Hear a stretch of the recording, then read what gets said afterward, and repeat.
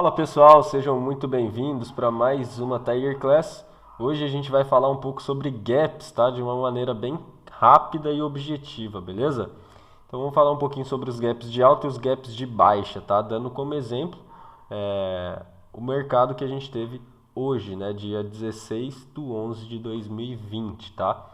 Então hoje a gente teve um gap de alta no índice e um gap de baixa no dólar, tá? Que a gente pode exemplificar aqui para vocês o que são os gaps, tá? Então aqui no lado esquerdo, vocês podem reparar que eu até coloquei aqui, ó, uma barra, tá? Demonstrando o gap de alta, beleza? Então aqui no índice nós tivemos um gap de alta de aproximadamente 1.286 pontos, tá?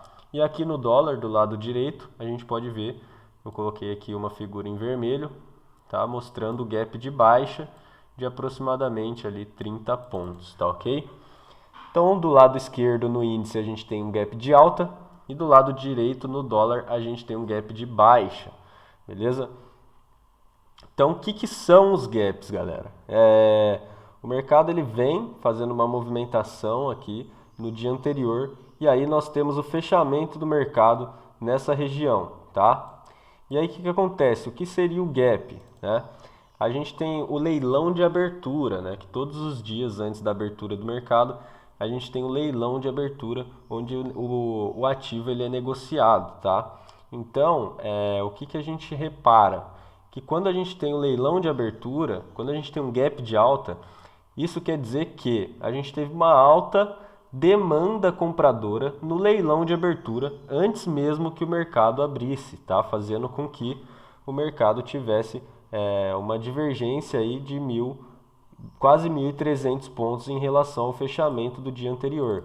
Então, o que é o gap, né? É essa diferença entre o fechamento do dia anterior e a abertura do dia de hoje, tá? Então, o gap que a gente teve na abertura de hoje é uma movimentação, né? Uma divergência entre o fechamento do dia de ontem e a abertura do dia de hoje, tá?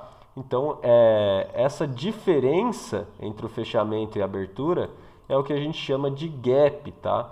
Então, é uma região que o preço não percorreu direto na abertura, tá? Ele veio aqui, tentou fechar o gap, não chegou a fechar o gap ainda, tá?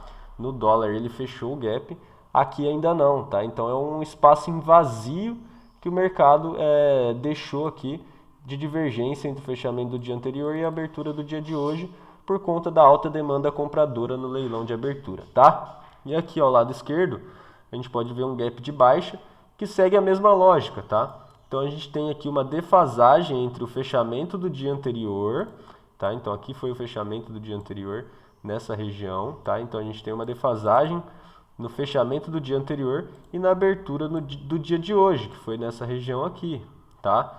Então essa diferença entre o fechamento do dia anterior e a abertura do dia de hoje é o que a gente chama de gap de baixa, tá? E isso se dá porque no leilão de abertura a gente tem uma grande oferta vendedora, tá? Fazendo com que o preço o ativo já abra em desvalorização, mesmo sem o mercado ter aberto, né? Então, no leilão de abertura, por conta da grande oferta vendedora, a gente já tem essa diferença aqui de 30 pontos, tá? Onde fica esse espaço em vazio, tá? Ele veio fechar o gap, ó, fechou exatamente o gap, certinho, tá? Então, essa diferença é o que a gente chama de gap, beleza? Então, os gaps são a diferença entre o fechamento do dia anterior e a abertura do próximo dia, no caso, né?